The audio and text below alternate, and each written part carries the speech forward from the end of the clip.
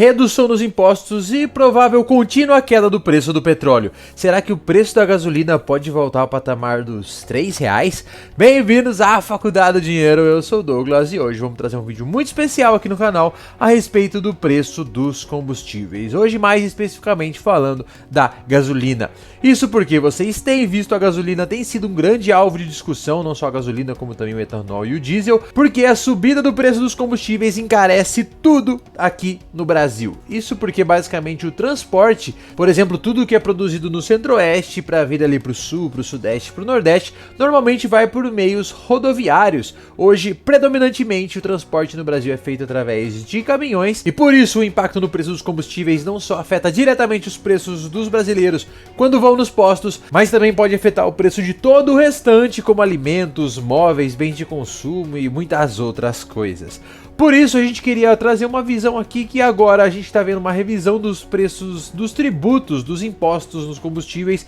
que pode ser uma redução de preço muito significativa, mas não só isso, a gente pode ver o combustível caindo muito até o final do ano num cenário específico. E a gente vai conferir para saber, será que dá para o combustível voltar para o patamar de R$2, R$3, R$4? Então vamos conferir tudo isso na sequência, mas já claro, se inscreve aqui na Faculdade do Dinheiro se você quer ficar sempre por dentro de tudo do mercado financeiro e tudo que afeta o seu bolso. E também, claro, já deixa o seu likezão nesse vídeo para a gente continuar trazendo os conteúdos. Então o primeiro ponto que a gente queria trazer aqui, vocês já estão vendo aqui na minha tela, é justamente em relação ao preço do litro da gasolina, que segundo a Infomoney ele poderia cair até R$2,44 se impostos federais e estaduais fossem zerados. Isso porque hoje, na média, aí, o combustível está entre R$6 e R$7, já com essa redução recente que a gente viu. A gente tinha visto os combustíveis na média no Brasil ali em R$7. A Petrobras traz e ilustra aqui dentro do site dela todas as etapas, os preços dos combustíveis em cada uma delas. Então, quanto que o litro da gasolina sai da refinaria,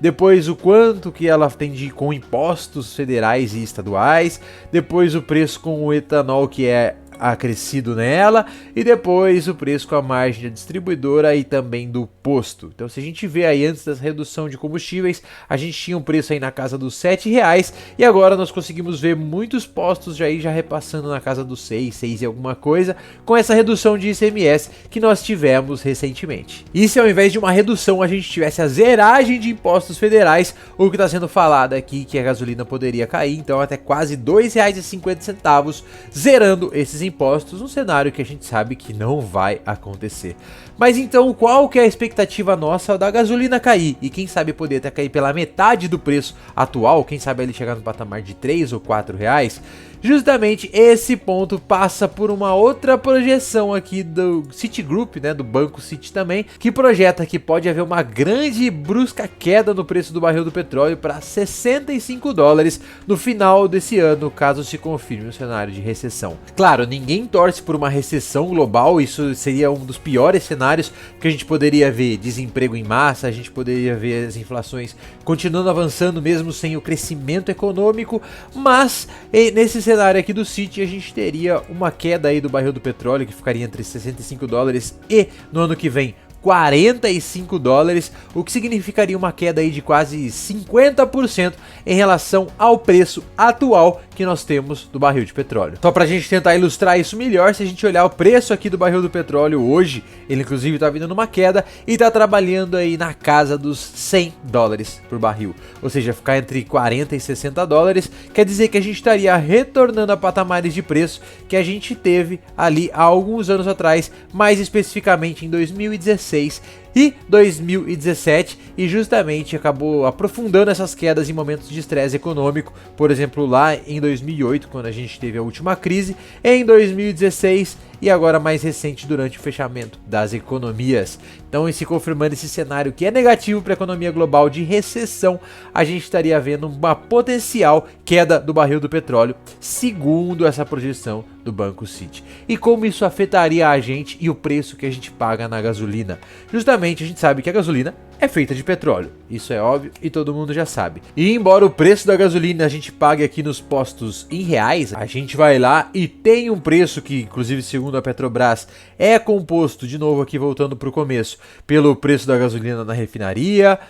o preço com impostos, o preço com o etanol adicionado e também com a margem de distribuidor e da revenda. Tudo isso acaba sendo percentual, são proporções que são adicionadas em relação ao preço inicial, que tem a ver com o preço do barril do petróleo. Isso fica ainda mais claro se a gente olhar esse infográfico aqui. Aqui a gente tem o custo da gasolina e a gente sabe que a gente tem custos de produção, de distribuição e revenda e do etanol, conforme a gente viu ali, e o restante aí 45% são impostos, mas esses impostos são aplicados proporcional aos outros custos que a gente tem aqui nessa outra ponta. E por isso, se a gente acabar derrubando o preço, se a gente vê uma queda do preço do barril do petróleo, provavelmente veremos uma queda sim no preço da gasolina ao redor de todo o mundo. E se a gente inclusive der uma olhada na evolução aqui nos gráficos de evolução que nós temos do preço da gasolina, a gente queria chamar a atenção para esse gráfico aqui, onde a gente tem a evolução do preço da gasolina desde 2005